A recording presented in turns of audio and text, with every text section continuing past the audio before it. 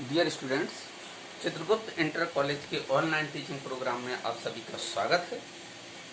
आज आप बिल्कुल एक नई चीज़ पढ़ने जा रहे हैं जो बहुत ही महत्वपूर्ण है। हो सकता है वीडियो लंबा हो जाए, कोशिश करूंगा शॉर्ट रहे, लेकिन आपको इसको बार बार देखना है, अच्छी तरह से समझना है। खास तौर से मैंने जो इसमें जो आपकी डेफिनेशन लिखी हैं, जब भी आपने जो अभी देखा है रेखा गणित आपने प्राइमरी स्टेज से या जूनियर स्टेज पे जब आए हैं तो आपने अंक गणित, बीज गणित, रेखा गणित इस तरीके की पढ़ा है आपने इस तरीके से। अब आज आपको जो रेखा गणित, मैक्सिमम बच्चों को रेखा गणित से थोड़ा सा मतलब कहने का दूरी बना के चलते हैं, उन्हें रेखा गणित समझ में नहीं आती क्योंकि ये थ्योरेटिकल है, इसमें गुणा भाग जोड़ घटाव नहीं है। पहली चीज तो थ्योरेटिकल है, आपको ये डेफिनेशन इसके बारे में सारी चीजें मस्तिष्क में जानना है, ये आप पढ़ चुके हैं। मुझे आपको ये एक बिंदु समझाना है। मैं फिर से कहूँगा, ये बहुत महत्वपूर्ण एक्सरसाइज है, बहुत महत्वपूर्ण एक्सरसाइज ना कह करके ये डेफिनेशन से कह लीजिए, जो बेसिक डेफिनेशन है। अगर आपको रेखा गणित, प्रमेय, थ्योरम, निर्मेय, रचना, डायग्राम, इसमें सब अगर रचनाएं वगैरह आपको पढ़नी है, प्रमेय आपको पढ़नी है, आपको ये बहुत चीजें सीखनी है इस संदर्भ में, तो आपको ये छोटी छोटी चीजें जो कि प्राइमरी स्तर पर बताई जाती हैं। प्राइमरी स्तर मेरा कहने का तात्पर्य जूनियर स्तर कहना ज्यादा बेहतर रहेगा, 6, 7, 8 में। हालांकि 5th से भी पढ़ाया जाता है इसमें एंगल वगैरह।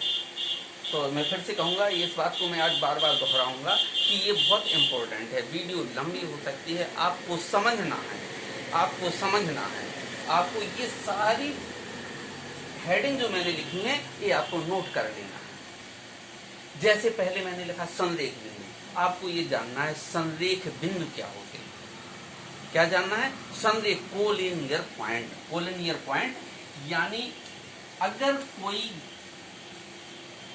कुछ बिंदु किसी एक रेखा पर हैं तो वो बिंदु संरेख बिंदु कहलाते हैं। कितनी छोटी सी बात, कितनी छोटी सी परिभाषा। बट अगर आप जब सवाल लगाएंगे, आप देखेंगे आ गया, सिद्ध कीजिए कि ये बिंदु संरेख है। अब आप संरेख ही नहीं जानते तो सिद्ध क्या करेंगे? हर बात पे ये आएगा कि हाँ, मैं जो कह रहा हूँ कि ये इंपॉर्टेंट है, इनकी परिभाषाएं जानना इंपॉर्टेंट है। तो आपको ये केवल सुनना है और देखना है, समझना है। वीडियो लंबी भी हो जाए तो भी देखना, पूरा वीडियो देखना है कि बिंदु संरेख। अब इसमें कुछ नहीं, मेरी बात खत्म। एक पॉइंट बताना था मुझे, मैंने बता दिया कि वो बिंदु जो एक लाइन पर स्थित हो संरेख कहलाते हैं। आप लिख सकते हो, वो बिंदु जो एक लाइन पर हो, एक रेखा पर स्थित हो, संरेख कहलाते हैं। जैसे ए, बी, सी, ये 3 बिंदु हैं जो रेखा एल पर स्थित हैं, अर्थात ये बिंदु क्या है? संरेख, कोलिनियर पॉइंट। मेरी बात हो गई, मेरी परिभाषा हो गई। अब दूसरा है असंरेख बिंदु। असंरेख बिंदु यानी वो बिंदु जो संरेख नहीं है, अर्थात एक रेखा पर स्थित नहीं है, अन्य जगहों पर स्थित है। तो परिभाषा की जहां तक सवाल है तो क्या होंगे कि वो बिंदु जो संरेख नहीं है, कोलिनियर नहीं है, उनको नॉन कोलिनियर पॉइंट कहलाते हैं, असंरेख बिंदु। कितनी आसानी से देखो, 2 परिभाषाएं होंगी। संरेख बिंदु वो बिंदु जो एक रेखा पर स्थित है, असंरेख बिंदु जो बिंदु एक रेखा पर स्थित नहीं है, एक सीध में नहीं है, असंरेख बिंदु कहलाते हैं। कोई तो परिभाषा, बट बहुत महत्वपूर्ण है। कोण, अब आप कोण, ये बहुत जरूरी है इस स्टेज पे जानना। कोण आपने पहले से पढ़ा हुआ है। कोण एक सिंपल सी भाषा, सीधी सी बात कि 2 रेखाओं के झुकाव को कोण कहते हैं। अब ये संपूर्ण नहीं, रोटेशन ऑफ ए लाइन, ये लाइन जो BC थी वो घूम के कहां पहुंच गई? यहां पर AB स्थिति में आ गई। ये प्रारंभिक लाइन, इनिशियल लाइन, और ये अंतिम लाइन, टर्मिनल रेखा, और ये प्रीवियस रेखा, प्रारंभिक रेखा। प्रारंभिक रेखा और अंतिम रेखा के बीच जो कोण बना, रोटेशन ऑफ ई लाइन। देखो ये घूम गई, चक्करण, ये चक्करण कितना घूमी? थीटा। इस प्रकार ये एंगल हुआ। अब एंगल में 2 रेखाएं, और ये महत्वपूर्ण है शीर्ष एंगल हमेशा शीर्ष पर बनता है। अब आप इसको पढ़ना जानिए, एंगल को इसको क्या पढ़ सकते हैं अपन, एंगल ए बी सी। इसको क्या पढ़ सकते हैं, एंगल सी बी ए। एंगल बी, एंगल थीटा, कोण बी इक्वल टू थीटा। हम ऐसे भी कह सकते हैं कोण थीटा 30 अंश 45 अंश। तो ये जानिए, बहुत जरूरी है आप पढ़ना। हम कहेंगे एंगल बी, तो आप बी इधर बी पे नजर डालेंगे। हमने कहा ए बी सी, तो आप तुरंत ए बी सी। कई बार अभी देखा है 9th स्तर पे जब आप आएंगे तो आप एंगल और लिख देंगे ए बी। क्या है ए बी, क्या है, एक रेखा है, नॉट ई एंगल। तो एंगल के लिए एक इनिशियल प्रारंभिक बिंदु, बीच में जहां कोण बनेगा और लास्ट में, तो ये ए बी सी। इसको क्या कहते हैं, ये जरूरी है जानना। ये शीर्ष वर्टेक्स मैंने लिखा भी है, देखो 2 परिभाषाएं हो गई एक साथ। शीर्ष, जिस पर जहां रेखाओं के झुकाव पर जहां कोण बनता है, वो वर्टेक्स जहां दोनों रेखाएं मिलती हैं, वो शीर्ष कहलाता है। शीर्ष, तो ये शीर्ष है, ये एंगल है, कोण। तो इस प्रकार 4 परिभाषाएं हो गई। संरेख, असंरेख बिंदु, कोण जहां 2 रेखाएं मिलती हैं, जहां जितने इस पर झुकी होती हैं, रोटेशन ऑफ ए कह सकते हो इसको, है मूवमेंट, इनिशियल लाइन, अंतिम लाइन, इन दोनों के बीच के जो झुकाव है वो कोण। शीर्ष, जहां दोनों रेखाएं मिलती हैं, शीर्ष, उसको शीर्ष कहते हैं। अब ऐसा नहीं कि 2 रेखाएं यहां आके मिल गई, ऐसे ऐसे कर रही हैं, तो आपने कहा कि शीर्ष, तो ये प्रतिच्छेद बिंदु कहलाएगा। ऐसे स्थिति में क्या कहलाएगा, ये प्रतिच्छेद बिंदु। और यहाँ पर क्या है, ये शीर्ष एंगल। अब आते हैं न्यून कोण। ये आपने बहुत पहले पढ़ी हुई परिभाषा, न्यून कोण यानी ऐसा कोण जिसका मान 90 अंश से कम होता है, न्यून कोण कहते हैं। जानना जरूरी है। ये हो गया न्यून कोण। इसकी वैल्यू किससे, लेस देन 90, 90 अंश से कम होता है, ए बी सी, ये कोण न्यून कोण। एक्यूट एंगल कहते हैं इसे। अधिक कोण ऑब्ट्यूस एंगल कहलाता है। अधिक कोण यानी ऐसा कोण जिसका मान 90 अंश से अधिक होता है, ये ऑब्ट्यूस एंगल, जिसका मान 90 अंश से अधिक होता है। इसमें ये लिखा नहीं स्ट्रेट। रिजु कोण यानी ऐसा कोण जो 180 अंश का होता है, वो रिजु कोण कहलाता है। न्यून कोण लिखा हुआ है, अधिक कोण लिखा हुआ है, ये रिजु कोण नहीं लिखा है, बट आप जान लीजिए, आप अपने में नोट कर लीजिए। आपको मैंने बताया ना कि ये सारी परिभाषाएं, ये सारे पॉइंट आपकी कॉपी में लिखे होना चाहिए। जब आप रेखागणित पढ़ना शुरू करेंगे तो आपको ये सारी जानकारी होना चाहिए। ठीक, तो रिजु कोण के बारे में बताया मैंने। किसके बारे में बताया, रिजु कोण। रिजु कोण जो कोण 180 अंश का होता है, जैसे हमने लिखा यहाँ ए बी सी, तो ये एंगल बी है, यहाँ कितना है 180 कोण। स्ट्रेट एंगल कहते हैं जिसको, स्ट्रेट एंगल रिजु कोण 180। हमने न्यून कोण बताया जिनका मान 90 अंश से कम होता है। ऐसा कोण जिसका मान 90 अंश से अधिक होता है, अधिक कोण। 180 अंश के कोण को रिजु कोण कहते हैं, जिसे हम स्ट्रेट एंगल कहते हैं। नेक्स्ट है आपका समकोण। ऐसा कोण जिसका मान 90 अंश हो, अर्थात 90 अंश के कोण को समकोण कहते हैं। आप एक चीज जान लीजिए, ये ए बी सी, ये 90 अंश का कोण है। 90 अंश को इस तरीके से, कोण को कैसे, एक वक्राकार ऐसे बना देते हैं ये कोण। अब यदि 90 अंश का है तो उसे हम इस तरीके से आयताकार रूप दे देते हैं। ये 90 अंश का कोण हो गया, क्या हो गया, समकोण। संरेख बिंदु, असंरेख बिंदु, कोण, शीर्ष, न्यून कोण, अधिक कोण, रिजु कोण और समकोण।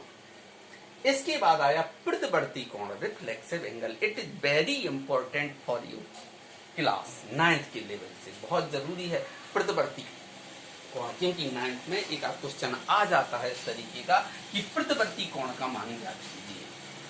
तो प्रतिवर्ती कोण क्या होता है, उसका मान 180 अंश से अधिक और 360 से कम होता है। सुन लीजिए, प्रतिवर्ती कोण 180 अंश से अधिक और 360 से कम, यानी इस तरीके से जी अगर हमने कोण बना दिया कोई बी ए सी, तो ये जो कोण कहलाएगा ए कोण, ये प्रतिवर्ती कोण कहलाएगा। इसकी वैल्यू कितनी होगी।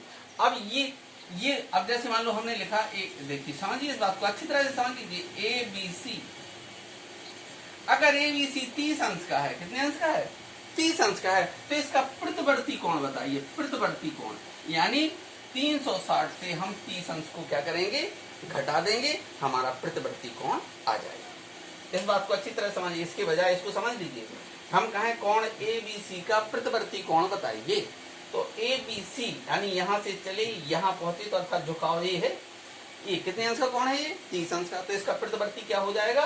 360 माइनस 30, रिफ्लेक्शन एंगल। इसके बाद आसन्न कोण, ये भी बहुत इंपॉर्टेंट परिभाषा है। अब आप 9th लेवल पे आ गए हैं, अभी तक आपने ये पहले पढ़ चुके हैं 6, 7, 8 में, ये भी पढ़ा होगा प्रतिवर्ती कोण। अब आसन्न कोण, आसन्न कोण ये कोई कोण है ए बी सी। अब इसके हम दो भाग कर दें, अगर दो 80, यानी एक कोण है हमारा एबीडी और दूसरा कोण है डीबीसी।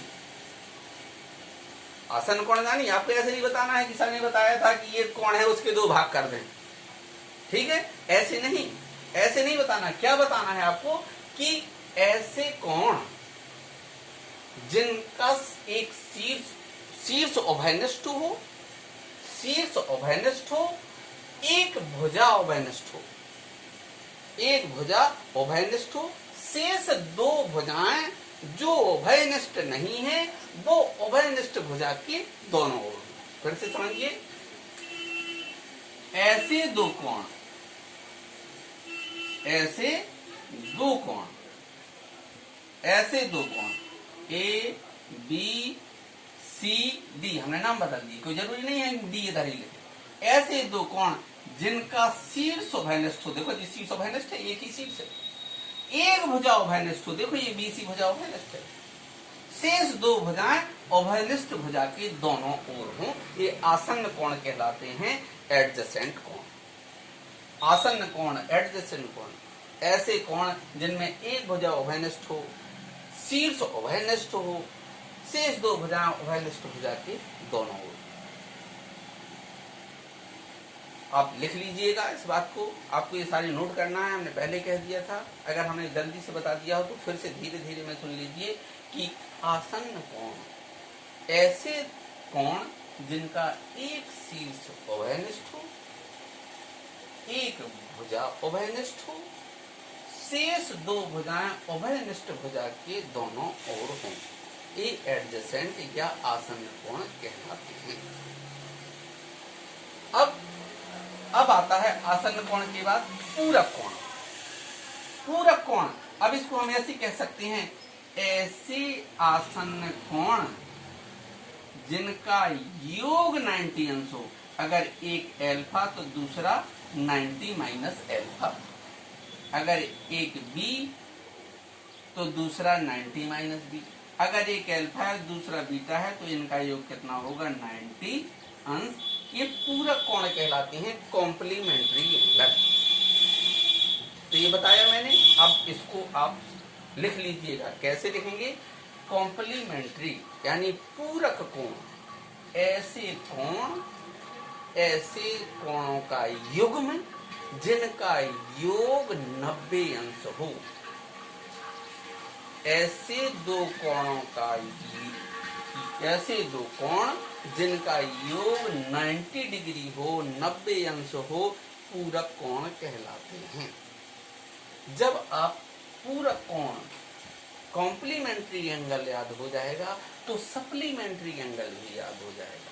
सप्लीमेंट्री एंगल मीन्स समपूरक कोण। पूरक जिनको कहते हैं कोटि पूरक कोण, पूरी बात जानिए, पूरक कहा जाए, पूरक कोण कहें, कोटि पूरक कोण कहें, कॉम्प्लीमेंट्री एंगल कहें, अर्थात ऐसे दो कोणों का युग्म। जब हमने दो कोण जोड़ दिया तो ऐसे दो कोणों का युग्म जिनका योग 90 अंश हो, पूरक कोण कहलाते हैं। रेखागणित के पॉइंट ऑफ व्यू से ये परिभाषाएं याद हैं, आप इसके महत्व को समझिए। परिभाषाएं याद होना चाहिए। पूरक कोण, ऐसे दो कोण जिनका योग 90 अंश हो। अब आप पूरक याद कर लेंगे, निस्संदेह संपूरक कोण अपने आप याद हो जाएंगे, क्योंकि वो आपको पता है कि अगर जिनका योग 90 अंश तो वो पूरक, और जिनका योग 180 अंश, देखिए ऐसे दो कोण जिनका योग 180 अंश हो तो वो कहलाते हैं समपूरक कोण। ए ओ बी बी ओ सी, ये कैसे कोण है? ये समपूरक कोण है, क्योंकि इनका योग 180 अंश है। अब ऐसे आसन्न कोण, ये भी परिभाषा देखोगे, आसन्न कोण मैंने कहा ना, आप अच्छी तरह समझिए। ऐसे आसन्न कोण जिनका योग 90 अंश हो पूरक कोण कहलाते।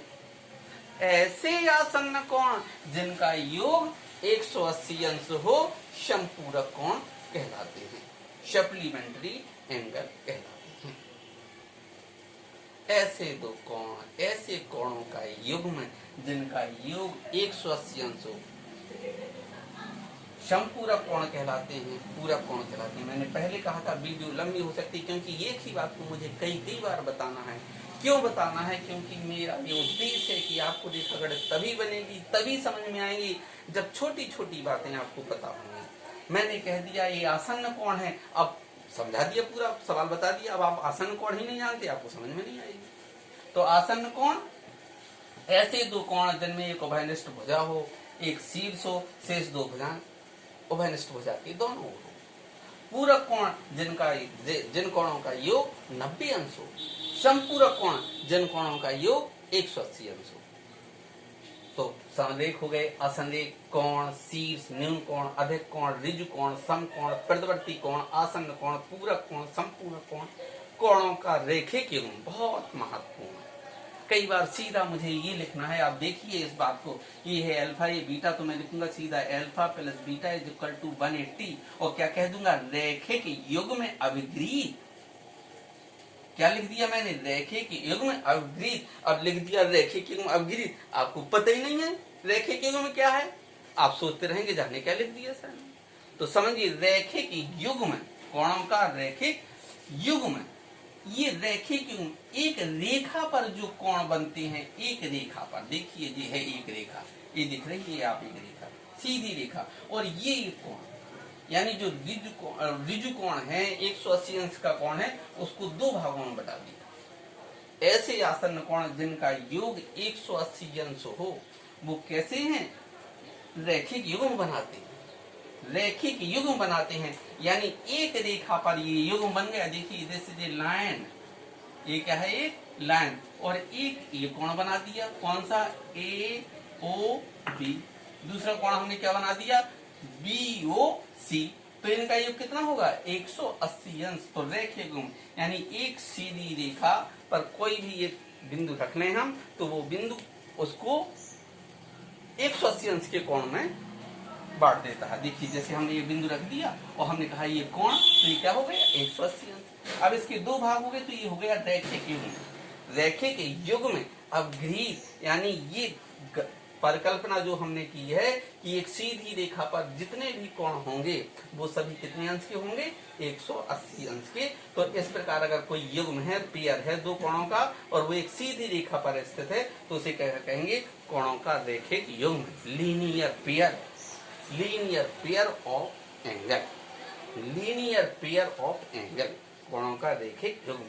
अंतिम जो यहाँ पर लिखा है शीर्षाभिमुख कोण, vertically opposite angle, vertically opposite angle, जब दो रेखाएं एक दूसरे को किसी बिंदु पर प्रतिच्छेद करती हैं, एक रेखा AOB, दूसरी रेखा BOC, एक बिंदु पर प्रतिच्छेद करती हैं, तो इस प्रकार जो जी कोण है, कौन से? AOC, यानी इसको लिखा मैंने कोण 1 और इसको लिखा कोण 2। तो कोण 1 और 2 ये कौन से कोण है? वर्टिकली अपोजिट एंगल, और ये इक्वल होते हैं, कोण 1 बराबर कोण 2, या हम क्या कहेंगे? कोण AOC बराबर कोण BOC। AOC is equal to कोण ABCD। AOD, ऊपर कोण क्या बनाया AOD और नीचे कोण बनाया COB या BOC, दोनों बातें लिख सकते हैं। ये देखिए, ये है वर्टिकली अपोजिट एंगल। इसको अच्छी तरह समझिए, जब भी कोई दो रेखाएं प्रतिच्छेद करती हैं तो एक का मुंह उधर को और दूसरा अपोजिट साइड को, एक उधर और दूसरा इधर, तो ये है वर्टिकली अपोजिट एंगल। ऐसे भी कह सकते, देखो ये इधर और ये इधर, यानी अगर ये 3 और ये 4, तो जिस तरीके से कोण 1 बराबर कोण 2, उसी तरीके से कोण 3 बराबर कोण 4। 3 का मतलब AOC, एंगल AOC, और इसका BOD या DOB, इस तरीके से। इसको पॉज करके, वीडियो को पॉज करके इस बात को अच्छी तरह समझिए। यहाँ पर जानिए कि जब दो रेखाएं किसी बिंदु पर प्रतिच्छेद करती हैं तो विपरीत दिशाओं में जो कोण बनते हैं वो बराबर होते हैं, इक्वल होते हैं, समान होते हैं। उन्हें कहते हैं वर्टिकली अपोजिट एंगल, शीर्षाभिमुख कोण। शीर्षाभिमुख कोण लिखा हुआ है, शीर्षाभिमुख कोण। इस प्रकार जब दो रेखाएं देखो एक बिंदु पर काट रही, ये दोनों रेखाएं जब काटती हैं तो ये एक कोण तो दूसरा ए, और यदि इधर का कोण तो इधर। अगर हम एक सवाल तुमसे पूछ रहे हैं थोड़ा, ये दोनों रेखाएं एक दूसरे को ओ पर काटती हैं, अगर एक कोण 30 अंश है तो ये कितना होगा? निस्संदेह आप बताएंगे कि ये 30 होगा। अब हमने ये ना पूछ के हमने पूछा ये कोण कितना होगा ऊपर वाला, तो आपको बताया ये रैखिक युग्म है, एक सीधी रेखा है। सीधी रेखा पर बने कोणों का योग कितना होता है? 180। अगर ये 30 है तो ये कितना होगा? 150। इस तरीके के सवाल लगाना पड़ेंगे आगे जाके। अगर ये 30 है तो 150 क्यों? क्योंकि आपको मालूम है ये कहा है सीधी रेखा पर बने दो कोणों का योग 180 अंश होता है। तो इस प्रकार की परिभाषाएं आपको सभी अपनी कॉपी में लिखना है। जितनी मैंने ये जो परिभाषाएं बताई हैं इनको एक एक बिंदुवार आपको याद रखना है कि क्या पढ़ाया गया है। इसके बाद जो नेक्स्ट टॉपिक होगा इसी की आगे या तो एक्सरसाइज बताएंगे हम, और उसमें एक चीज और बताएंगे, दो पैरेलल लाइंस जब एक दूसरे के पैरेलल होती हैं और एक कोई तिर्यक रेखा इनको प्रतिच्छेद करती है तो इस प्रकार कितने कोण बनते हैं, इनको क्या कहते हैं, इन कोणों को, ये सब क्या है, इसके बारे में नेक्स्ट वीडियो में बताएंगे। तो आप इसको अच्छी तरह से, फिर से कहूंगा मैं, इस वीडियो को आप बार बार देखेंगे और सारी परिभाषाएं अपनी कॉपी में नोट करेंगे।